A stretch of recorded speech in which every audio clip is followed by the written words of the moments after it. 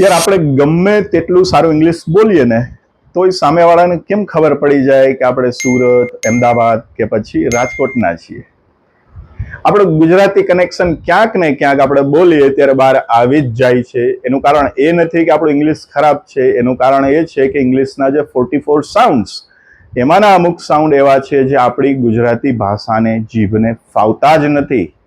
આપણી જીભ ત્યાં લોચો ખાઈ જાય છે, સુરતવાળો નહીં અહીંનો, એટલે ટ્રીપ અપ થઈ જાય છે.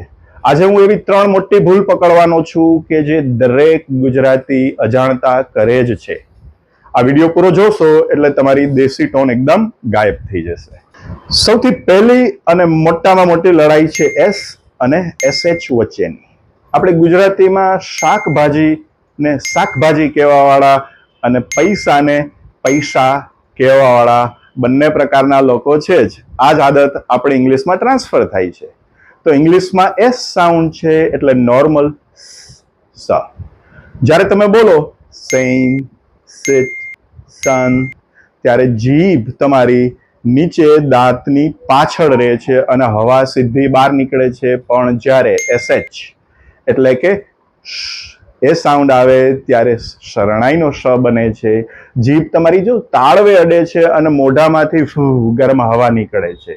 જેમ કે શેમ, શૂઝ, શી. વિચારો, આને સેમ, શૂઝ અને સી નથી કહેવાનું, આ છે શેમ, શૂઝ અને શી. વિચારો, જો તમે શૂઝ ને શૂઝ બોલતા હોય કે શૂઝ બોલતા હોય તો કેવું લાગશે? અને સૌથી મોટો ડખો ક્યાં થાય ખબર છે? જ્યારે તમે સિટ, બેસવું, એની જગ્યાએ શેટ બોલી દો ત્યારે. ઓફિસમાં બોસની સામે આવું બોલાય? ના બોલાય. એટલે આ જ તમે ડિફરન્સને પકડી રાખો, સ અને શ. હવે બીજા નંબરનો મોટો લોચો વી અને ડબલ્યુ નો છે. ગુજરાતીમાં આપણી પાસે એક જ વ છે, વહાણનો વ.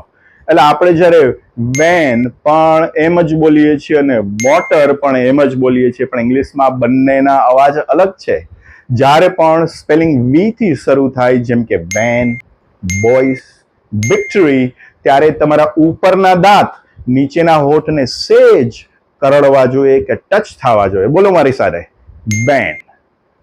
Very much. Thank you. Very much. થોડી વાર આને સ્ટ્રેસ કરો.